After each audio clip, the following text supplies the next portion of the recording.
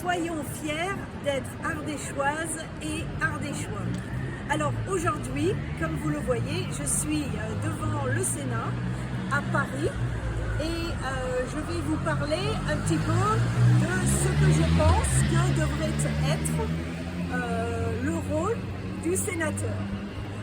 Donc tout d'abord, un sénateur se doit d'être objectif, c'est-à-dire que c'est quelqu'un qui va recevoir la parole des élus, qui va porter cette voix à Paris, et quelle que soit la personne qui le saisit, quelqu'un qu'il aime ou qu'il n'aime pas, le sénateur se doit de porter cette parole et de faire résonner cette voix dans le Sénat.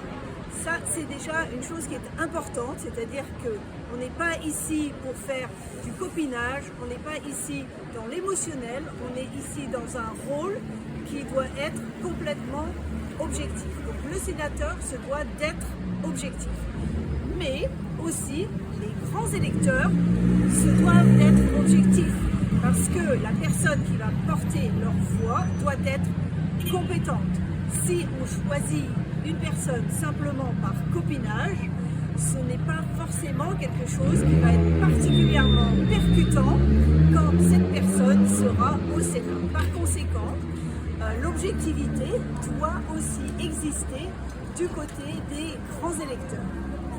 Alors, le rôle en plus du sénateur, ce n'est pas de faire de la figuration, d'être sur des photos, c'est d'être aussi efficace que possible au service de son territoire. Donc il doit connaître son territoire et il doit de nouveau porter cette voix à Paris, parce qu'il se peut effectivement que si les problèmes des Ardéchoises et des Ardéchois, le problème des élus, que ce soit les conseillers municipaux ou les autres conseillers territoriaux au niveau du département ou de la région n'est pas entendu à Paris, il se peut aussi que ce soit parce que les sénateurs ardéchois à date n'ont pas assez porté la voix ou assez fait de bruit au niveau parisien. Troisième chose que je voudrais dire, c'est que effectivement, quand on est à Paris, on fait du réseautage, on rencontre des personnes haut placées qui vont pouvoir venir et proposer des solutions, mais il faut que ce soit la bonne personne.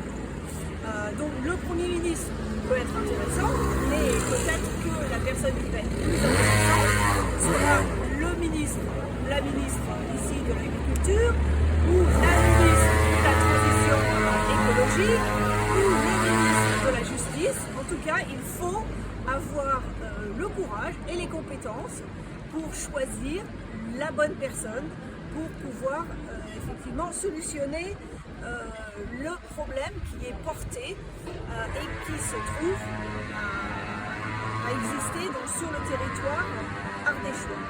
Alors, ce que je vais faire, c'est que je vais inviter tous les maires à un webinaire pour vous expliquer de nouveau un peu comment je vois la façon dont je vais porter cette voix, parce que le moyen est tout aussi important que l'objectif. Les objectifs sont souvent annoncés comme les mêmes, la ruralité, le manque de services, etc., etc.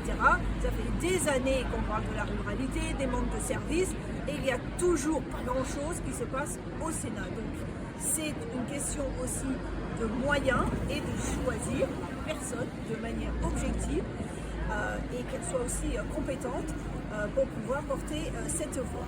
Voilà, alors je vais terminer sur ça. Comme vous voyez, je suis ici à Paris, devant le Sénat. Je suis venue ici pour vous montrer que je suis sérieuse. Je suis accompagnée de mon mari qui a fait le trajet avec moi pour me soutenir, et c'est lui qui est derrière la caméra. Donc à bientôt dans le webinaire où nous pourrons de nouveau échanger.